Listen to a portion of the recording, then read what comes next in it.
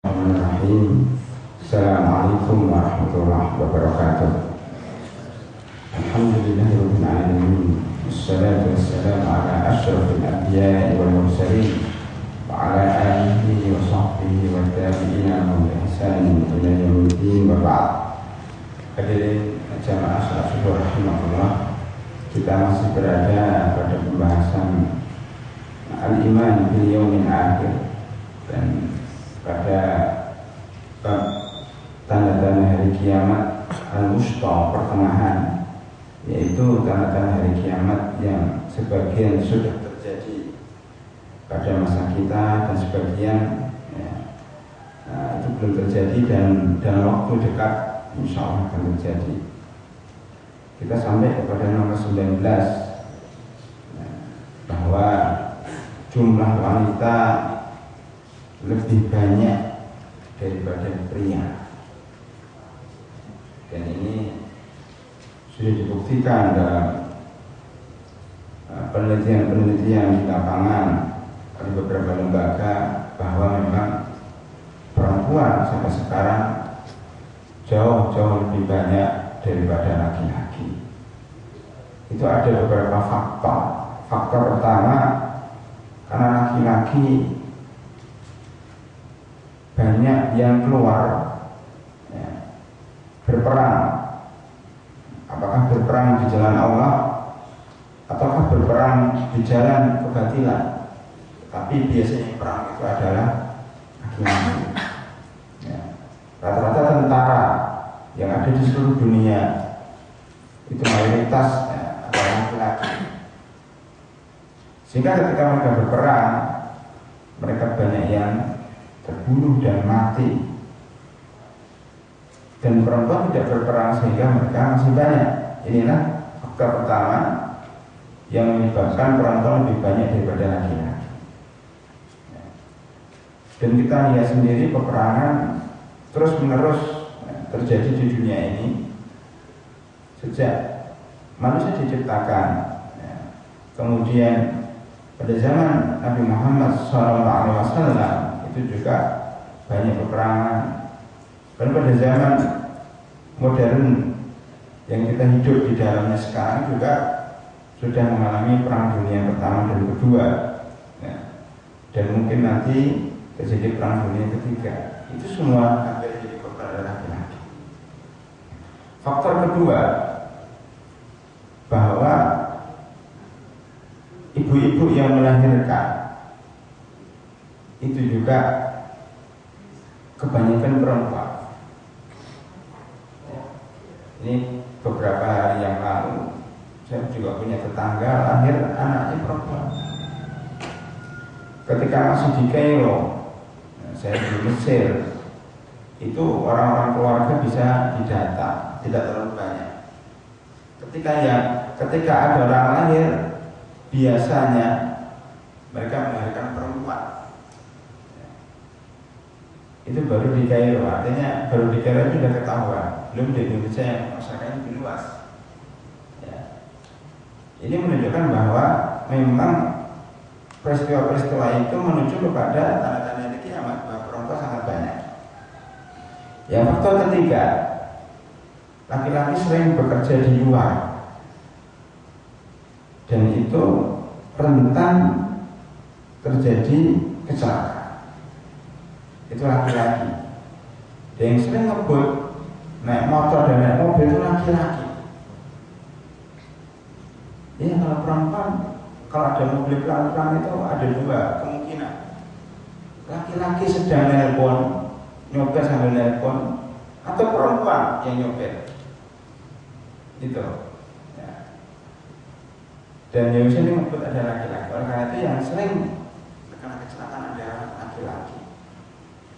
Kemudian juga laki-laki karena sering keluar, sering menghadapi masalah di luar yang begitu kompleks, sehingga mereka tertekan, mereka stres, sehingga rentan terkena penyakit, penyakit darah tinggi, penyakit jantung, penyakit paru-paru, penyakit yang lain. Itu banyak menimpa laki-laki karena laki-laki banyak keluar. banyak jadi masalah. Banyak yang menghadapi masalah-masalah yang tidak bisa dipecahkan. Bahkan yang banyak konsumsi narkoba itu laki-laki, yang merokok juga laki-laki. Ini sebuah peristiwa-peristiwa ini semuanya menggiring kepada kita tentang tanda-tanda hari kiamat, bahwa laki-laki itu lebih dikit dan perempuan lebih banyak. Kemudian menurut beberapa penelitian bahwa di dalam rumah laki-laki sering diam dibanding dengan perempuan. Perempuan hampir tidak pernah nganggur di rumah. Aku punya anak. Ya. Setelah mereka memberesi anak-anaknya, memandikan anak-anaknya, mereka memasak. Setelah masak, mereka membersihkan dapur. Setelah membersihkan dapur, mereka membersihkan kamar mandi. Setelah itu mereka mencuci. Setelah itu mereka menyetrika. Terus begitu seterusnya, menyapu halaman depan, halaman belakang. Jadi dari pagi sampai sore mereka bergerak olahraga, sehingga di hari tuanya mereka sehat. Berbeda dengan laki-laki yang hanya duduk, menunggu teh datang, menunggu kopi datang. Akhirnya apa? Di hari tuanya mereka rentan dengan penyakit. Kalau kita teliti, rata-rata yang kena penyakit itu laki-laki. Di luar stres, di rumah nganggur. Ini menyebabkan mereka umurnya pendek. Oleh karena itu banyak janda-janda yang hidup pada masa sekarang. Kalau muda sangat sedikit sekali. Kenapa? Karena kalau dia duda, istrinya meninggal, nikah lagi, maka duda sangat sedikit. Sedang janda sangat banyak, karena biasanya perempuan kalau ditinggalkan oleh suami dia tidak menikah lagi, setia dengan suaminya.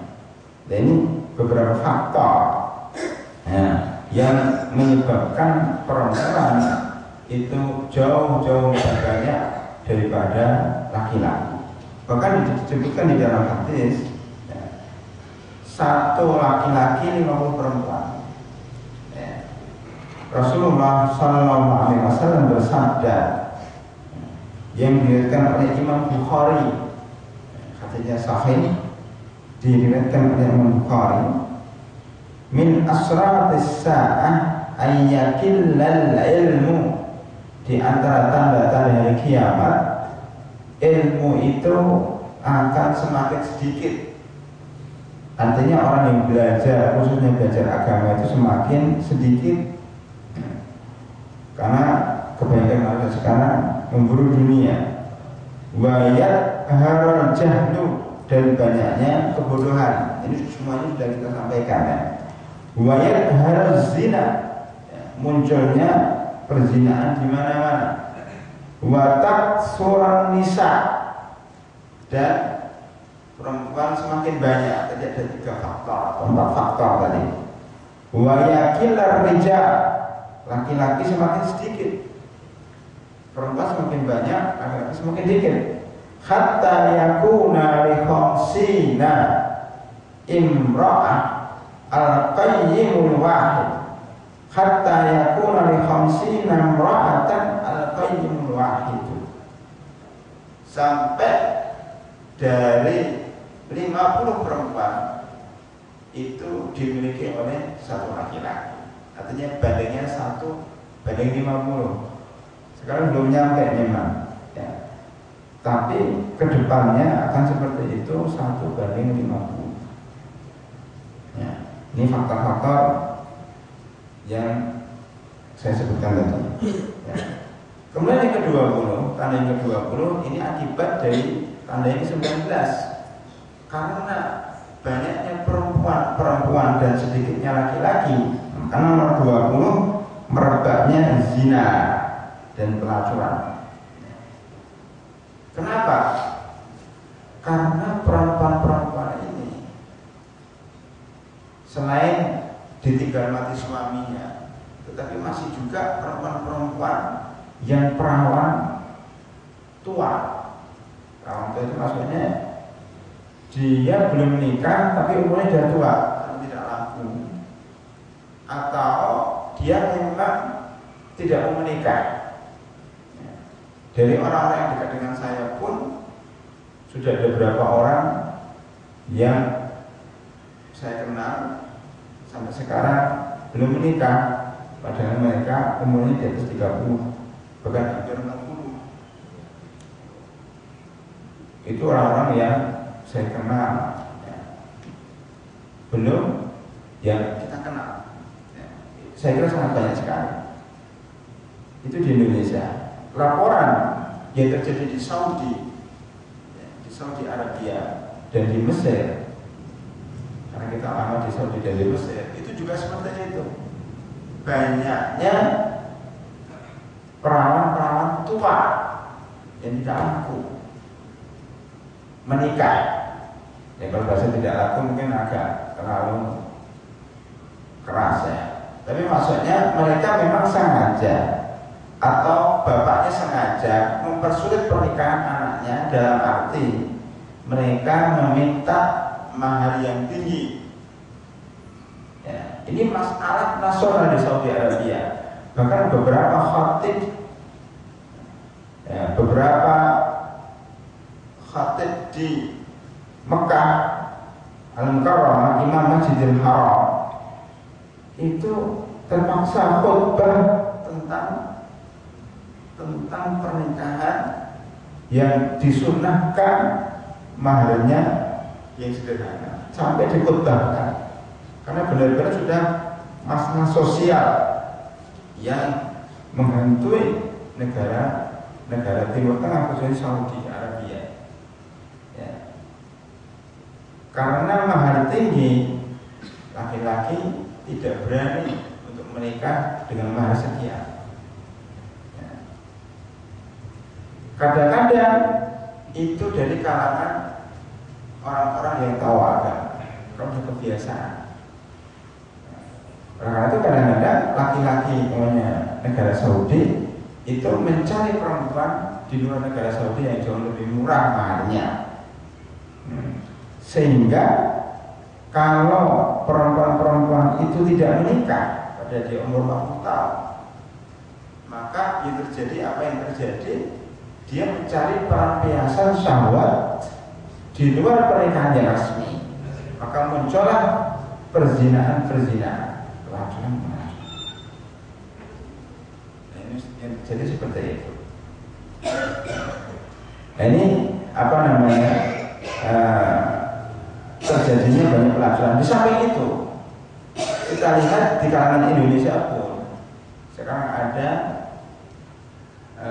istilahnya iklan atau promosi atau sosialisasi tentang bagaimana pentingnya perempuan itu melanjutkan belajar mereka ke tingkat yang lebih tinggi. Maka banyak perempuan-perempuan yang orang tuanya tidak boleh anak perempuan yang menikah kecuali kalau telah menyelesaikan sekolah minimal S1 sarjana. Sarjana itu kira-kira umurnya berapa? 24 tahun mau lancar. Kalau kedokteran umpamanya itu nggak cukup 4 tahun, ditambahin 2 tahun lagi 6 tahun. Itu kalau dapat jodoh langsung, biasanya juga tidak dapat langsung, tidak dapat jodoh secara langsung, menunggu dulu. Bahkan ada sebagian yang harus menyelesaikan S2 dulu, S3 dulu, sampai ketika seorang perempuan sudah menjadi dokter, akhirnya laki-laki tidak berani menikahi dia karena takut dengan perempuan yang sudah dokter ini. Akhirnya dia jadi susah menikah. Nah ini akhirnya muncul perzinahan. Begitu juga yang laki-laki. Laki-laki juga seperti itu. Banyak lebih mementingkan karir, sekolah daripada menikah. Sehingga pernikahan ini diabaikan karena ini merupakan fitrah manusia dan diabaikan. Yang muncul adalah pergaulan bebas, perzinahan dan pelacuran. Bahkan terjadi di kampus-kampus. Itu sudah biasa di masyarakat. Nah ini jadi penyebab yang ke-19 tadi, laki-laki lebih banyak daripada perempuan, lebih banyak daripada laki-laki, itu menyebabkan perzinahan, ya, perzinahan. Apalagi taruhlah ya semuanya sudah menikah, kan ada sebagian, kalau tadi 1:50, seandainya semuanya menikah perempuan itu, laki-laki sudah habis. Jadi yang 49 mau dikemanakan? Setelah 49 dari satu laki-laki dikemanakan? Ya. Maka ya ini termasuk masalah sosial yang memang kita lihat pada saat ini dan akan kita lihat juga pada masa-masa mendatang. Ya. Kemudian selain itu perbuatan keji ini, perbuatan zina ini tidak sekedar perbuatan zina yang tersembunyi, bahkan sekarang sudah terang-terangan ada lokalisasi pelacuran, sudah terang-terang. Bahkan bukan hanya itu, tetapi disebutkan dalam hadis bahwa perempuan itu berzina di pinggir jalan, bahkan di tengah jalan, dan dilihat oleh banyak orang. Ya. Dari Abu Hurairah radhiyallahu anhu bahwasanya Rasulullah sallallahu alaihi wasallam bersabda, sebagaimana di dalam riwayat Al-Hakim, dan ini adalah hadis sahih, isnadnya sahih, la taqumu sa'atu hatta la yabqa ala wajhil ardi ahadun lillahi fi hajah. Tidaklah terjadi hari kiamat sampai ya, tidak tersisa di atas bumi ini seseorang yang butuh kepada Allah Subhanahu wa taala. Artinya banyak manusia yang sudah meninggalkan Allah Subhanahu wa taala karena tidak merasa butuh dengan Allah Subhanahu wa taala. Mereka sudah merasa cukup dengan hartanya. Yang kedua, wa hatta tujadul mar'u naharan wa jiharan, dan sampai adanya perempuan yang siang dan malam atau malam di siang hari, di siang hari yang terang benderang, tunkahu wasatat thariq, dinikahi di pinggir jalan, di tengah jalan, tidak ada satupun yang mengingkari. Ya mungkin pinggir jalan tidak bermaksud di pinggir jalan jalan raya dinikahi di situ, digauli di situ. Itu pun ada, belum banyak. Tapi maksudnya yang lebih luas daripada itu adalah bahwa mereka berzina, ditonton orang banyak, biasa. Ditonton orang banyak, biasa. Bahkan di barat itu ada lomba berzina. Itu ditampilkan di panggung itu biasa. Ada seorang teman yang pernah jalan-jalan ke Eropa, ke Belanda umpamanya, atau beberapa negara, Perancis, Madrid, Belanda, dan beberapa negara Eropa. Itu pertunjukan orang berzina ada di sana. Bayar begitu berapa, kemudian masuk di situ. Tinggal lihat aja orang berzina di situ. Memang sengaja ya dipertontonkan karena itu sebagai tontonan yang kita kalau masuk membayar. Itu ada di Eropa, bahkan di Thailand pun ada. Ini menurut orang-orang yang pernah ya mengunjungi Eropa, Thailand dan seterusnya. Nah, itu wajar. Ya. Bahkan ada sebagian teman yang ketika naik taksi umumnya di Thailand, di Bangkok itu biasa ditawarin perempuan-perempuan. Ya, itu sudah biasa di kota Bangkok, karena kota Bangkok itu termasuk ikonnya kota pelacur ya, di seluruh dunia, termasuk yang besar ada di Bangkok. Ya. Ini menunjukkan bahwa memang orang-orang itu sudah tidak malu lagi. Dulu perzinahan tersembunyi, kalau sekarang terang-terangan, bahkan menjadi tontonan masyarakat luas. Ya. Nah ini termasuk tanda-tanda hari kiamat. Ya. Kemudian yang ke-21, banyaknya kematian rangkaian gempa dan hujan. Jadi kita lihat dari ini banyak orang mati. Di daerah saya tinggal itu sudah berapa orang yang mati. Dalam 1 bulan aja juga ada beberapa orang yang mati. Belum yang ada di kampung, ya, hampir udah setiap hari, setiap saat itu orang mati. Kemudian gempa, nah, gempa itu tidak pernah kosong dari negara kita. Ya. Kemarin gempa ya, di Padang, di Aceh, di Sulawesi, ya, di Jawa Barat, di mana-mana tidak pernah kosong daripada, tidak pernah sepi daripada gempa. Hujan, hujan juga sudah tidak mengenal waktu, tidak mengenal musim, hujan terus menerus. Ini menunjukkan hari kiamat, ya, sebagaimana sabda Rasulullah SAW, ya, diriwayatkan oleh Imam Baihaqi dan Daraqutni atau Imam Ahmad, ya, la taqumus sa'atu hatta yamtarnasu mataran, hatta yamtarnasu mataran la tukinnu minhu buyutul madar wa la tukinnu minhu illa buyutus sya'ab. Kiamat itu tidak akan terjadi hingga manusia diguyur hujan, ya. Rumah-rumah tembok tak dapat terlindung darinya dan tidak ada yang bisa terlindung darinya, kecuali kemah-kemah yang berada di padang pasir. Artinya hujan itu sudah mengenai seluruh rumah-rumah yang ada. Artinya memang turunnya hujan sangat masif, sangat besar sehingga terjadi banjir di mana-mana. Bahkan rumah-rumah mewah pun sudah mulai ditinggal karena banyaknya hujan dan banjir. Ya. Kemudian yang kedua, binatang buas dan benda mati dapat berbicara. Ini kalau ini nampaknya sudah di akhir, ya, sudah di akhir dari kiamat. Maksudnya di akhir tanda hari kiamat, ya, yang akan diiringi dengan tanda-tanda yang besar. Ya. Itu nanti ada binatang-binatang yang bisa bicara dengan manusia.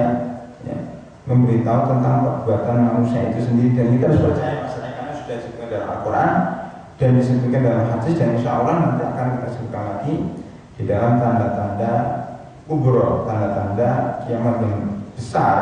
Ya, itu ada beberapa binatang yang bisa bicara kepada manusia. Saya sebutkan di sini tentang hadisnya yang bicara masalah itu, hadis sahih, bahasanya Rasulullah SAW bersabda, walladzi nafsi biyadihi, demi yang jiwaku berada di tangannya, la taqumus sa'atu hatta tukallimus sibah, tidaklah muncul hari kiamat sampai binatang-binatang buas berbicara dengan manusia. Hatta tukallimus sibahu al-insa. Pada masa Sulaiman sudah bicara, tapi nanti pada masa kita atau masa selanjutnya itu benar-benar bisa bicara. Wa hatta tukallimur rajula adabatu sautihi, dan sampai laki-laki itu berbicara kepada ujung cambuknya, wasyiratu na'lihi, dan bicara kepada sandal-sandalnya, wa tuhbiruhu fakhiduhu bima ahdasahu, dan paha-pahanya akan bicara tentang apa yang dilakukan istrinya di saat dia tidak ada. Ini akan terjadi pada hari kiamat. Dan ini ada tambahan lagi tadi pada poin sebelumnya, ada satu hadis yang menyebutkan munculnya lesbian dan gay. Rasulullah SAW bersabda, takunu fi akhir hadhihi ummah inda iqrabi sa'ah asya. Ketika dekat hari kiamat terjadi beberapa hal, di antaranya nikahur rajulir rajula, laki-laki menikahi laki-laki, wa nikahul mar'ati mar'ata, dan perempuan menikahi perempuan. Ini sudah banyak gaya lesbian, ya, bahkan para pendeta gereja-gereja di Eropa dan Amerika itu goncang, ya. Kenapa? Karena para pendeta mereka ya gay, artinya senang dengan laki-laki lain, menikah dengan mereka, laki-laki dengan laki-laki. Bahkan itu sudah diputuskan, dibuat undang-undang untuk melindungi pernikahan sejenis. Itu sudah di beberapa negara Eropa sudah dibolehkan. Di Indonesia ada usaha ke sana. Bahkan di kampus Universitas Islam Negeri Semarang, mahasiswa itu menerbitkan majalah. Ya, salah satu pembahasannya adalah indahnya nikah sejenis. Indahnya nikah sejenis, dan itu muncul dari kampus Islam Negeri Semarang. Dosen-dosennya tahu, tapi begitu saja. Artinya apa? Artinya memang apa? Gay dan lesbian itu sudah melakukan gerakan-gerakan kemungkaran yang sangat masif di Indonesia ini. Beberapa kali ada seminar tentang gay dan lesbian di Surabaya, di beberapa tempat. Alhamdulillah sebagiannya sudah digagalkan oleh teman-teman umat Islam yang ada di sana. Terakhir hari ini atau tadi malam, ya, kita orang Indonesia mengundang mengundang tokoh lesbian, ya, yaitu Irsad Manji. Itu tokoh sekuler, ya, atau mereka mengatakan emansipasi wanita dari Kanada atau dari Barat lah, ya, dari Amerika, datang ke Indonesia diumumkan sebagai tokoh mujadid, pembaharu Islam, padahal dia seorang lesbian, ya, itu diumumkan oleh orang Indonesia.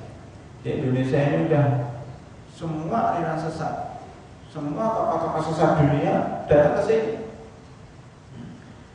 Dari Suju, Super Junior, ya, Korea, itu beberapa hari yang lalu menggetarkan Ancol 14.000. Kemarin saya ada taklim, ya, ada pengajian di Masjid Ancol itu, dan diceritakan atau saya tanya itu sampai penuh, itu hampir nggak cukup Ancol itu, ya. Itu bayarnya sama dari 200.000 sampai 2 jutaan, ya. Itu 14.000 penuh sesak di Ancol itu, ya, menyaksikan Suju Super Junior, ya. Itu dari Korea, digoncang. Kalau dalam mass media Jakarta digoyang oleh Suju Super Junior, ya.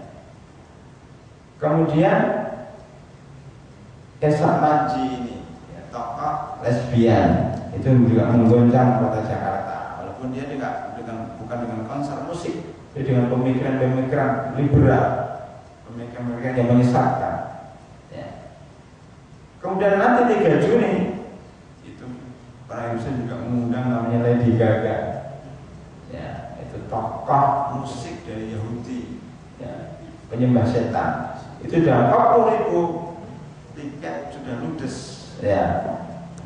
Subhanallah, ya, banyak umat Islam, bukan generasi muda yang namanya Islam, ya, agama Islam, tetapi akhlaknya seperti itu. Mereka justru mengidolakan orang-orang tidak jelas, bahkan orang-orang kafir, penyembah setan, ya. Ini sangat ironis sekali, dan ini merupakan tanda hari kiamat, termasuk juga mengagungkan orang yang lesbian dan gay. Nah, ini termasuk tanda hari kiamat, ya. Jadi rahimahullah, yang ke-23, ditenggelamkannya pasukan yang hendak menyerang Mekah. Nah, ini termasuk tanda hari kiamat, ya. Di dalam hadis yang diriwayatkan oleh Ummu Salamah bahwasanya Rasulullah SAW bersabda, ya'udu aidun bil baiti fayab'asu ilaihi ba'thun. Suatu ketika ada seseorang yang minta perlindungan sehingga masuk Ka'bah. Ini banyak para ulama menafsirkan, ya, ini mungkin Imam Mahdi itu masuk ke daerah Ka'bah, ya, tapi ada juga yang menafsirkan itu orang lain. Maka diutuslah kepadanya suatu pasukan, ya. Fa'idha kanu bibaidah, pasukan yang menyerang Ka'bah. Dulu pernah terjadi pasukan Abraha, pasukan gajah. Tetapi nanti ada juga pasukan yang akan menyerang Ka'bah di akhir zaman, ya. Pasukannya sangat besar, ya. Fa'idha kanu bibaidah minal ardi khusifa bihim. Ketika mereka sampai di tanah yang lapang sebelum masuk Ka'bah, mereka langsung ditenggelamkan oleh Allah Subhanahu wa taala. Tenggelam, sudah tenggelam di dalam bumi, sudah enggak ada wujudnya lagi, ditelan oleh bumi. Fakultu, Ummu Salamah berkata, ya Rasulullah, fa kaifa man kana karihan, bagaimana nasib orang yang memang tidak setuju tapi dipaksa dia? Qala yuksabu bihi ma'ahu, mereka akan ditenggelamkan bersamanya. Walakinnahu yub'atsu yaumal qiyamati ala niyyatihi, tetapi nanti pada hari kiamat orang yang tidak setuju ini akan dipisahkan dengan orang yang setuju. Termasuk pada dalam pasukan gajah pun, ketika ditanya tentang masalah bagaimana kok mereka, bukankah dalam pasukan gajah itu ada orang-orang yang sebenarnya tidak setuju dengan Abraha mau menyerang Ka'bah. Bahkan ada yang bertanya di situ ada orang awam sekitar sini ditenggelamkan semuanya, kasihan yang tidak berdosa. Maka Rasulullah bersabda, mereka akan dibangkitkan berdasarkan niatnya. Mungkin untuk lebih mudah dipahami adalah ketika terjadi gempa, terjadi tsunami, terjadi gunung meletus, terjadi Nukulapindo, ya, terjadi pesawat jatuh, kapal tenggelam dan seterusnya. Semua musibah yang terjadi itu pasti kan mengenai orang yang jahat, orang yang taat, orang yang jahat dan orang yang taat. Bagaimana itu? Kasihanlah ada yang berbuat jahat karena musibah. Kalau kita katakan bahwa musibah itu karena teguran Allah SWT kepada orang yang bermaksiat, bagaimana tidak bermaksiat? Maka jawaban Rasulullah SAW, orang yang tidak bermaksiat itu akan dibangkitkan sendiri berdasarkan niatnya. Tapi dia kena musibah di dunia. Artinya kalau orang alim, orang yang baik, tidak beramal ma'ruf nahi munkar, juga akan kena getahnya di dunia ini, ya, bahkan nanti di akhirat. Artinya kemungkaran-kemungkaran yang ada ini tidak ada yang amar ma'ruf nahi munkar. Semua orang bebas mengumbar nafsu, semua orang bebas, ya, mengundang para penyembah setan, ya.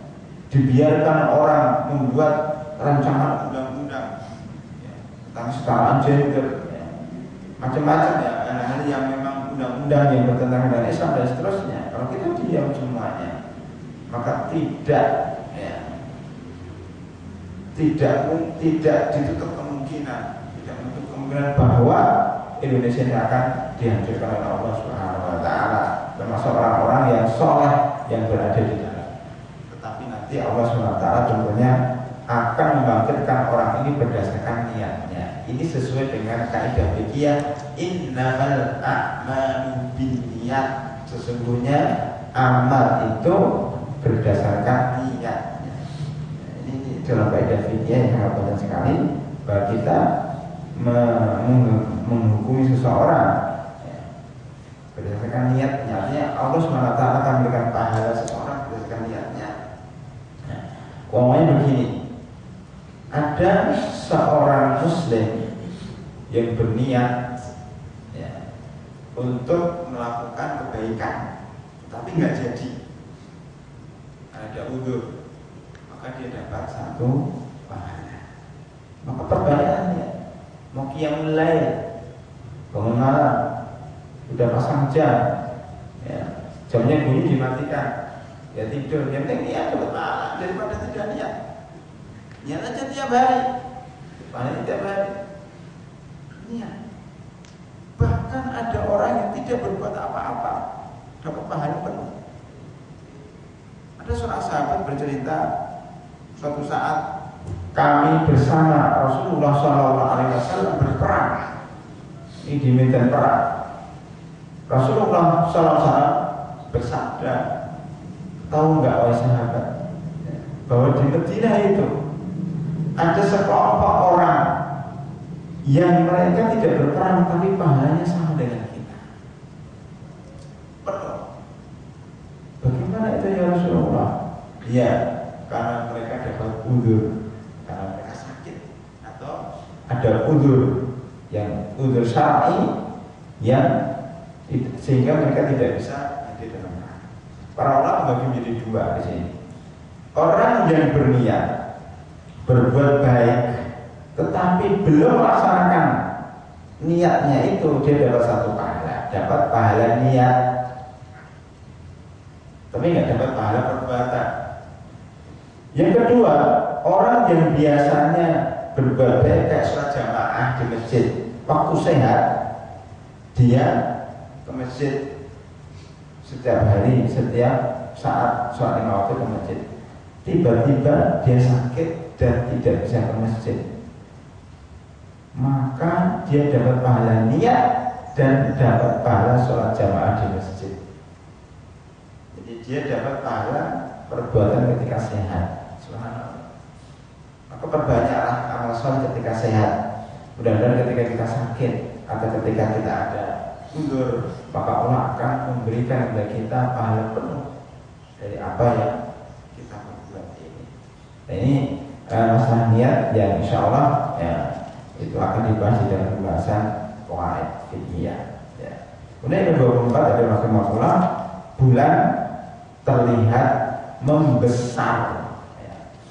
Ini ada satu hadis ya, sahih disebutkan bahwa di antara yang menunjukkan dekatnya kiamat adalah membesarnya bulan yang terlihat pada malam pertama itu terlihat pada malam kedua. Artinya apa? Bulan pada malam pertama, pada ketika muncul pertama kali pada tanggal 1 itu kelihatannya bulan sudah umur 5 hari pada jam 1 hari. Artinya apa? Terjadi perubahan alam semesta ini. Bahkan dunia ini semakin hari semakin lebar. Allah Subhanahu wa taala dalam surat Ad-Darij menyebutkan bahwa inna lamusi'un, dan kami memperluas bumi ini. Artinya apa? Bumi itu semakin hari semakin luas. Terjadi pergeseran. Terus bulan juga semakin besar. Ini juga tanda-tanda hari kiamat yang nanti pada akhirnya akan terjadi benturan-benturan ya, antara bumi, matahari, dan planet-planet yang lain, bulan dan seterusnya. Maka terjadilah hari kiamat, dan sekarang sudah ada tanda-tandanya. Jadi rahimahullah, itu sekilas ya, tentang tanda-tanda hari kiamat al-musta, yang insya Allah nanti akan kita lanjutkan pada tanda-tanda hari kiamat yang kubro, yaitu tanda-tanda besar yang terjadi di akhir zaman dan akan langsung diiringi dengan terjadinya hari kiamat. Soal kita bahas pada pertemuan mendatang, walaupun nanti kita selingi dengan wasiat Rasulullah SAW kepada umatnya bagaimana caranya menghadapi berbagai fitnah yang besar yang terjadi di akhir zaman. Demikian hadirin rahimahullah. Kalau ada pertanyaan, kalau ada, kalau tidak ada, ya, kita kita akhiri. Subhanakallahumma bihamdika asyhadu an la ilaha illa anta astaghfiruka wa atubu ilaik. Assalamualaikum warahmatullahi wabarakatuh.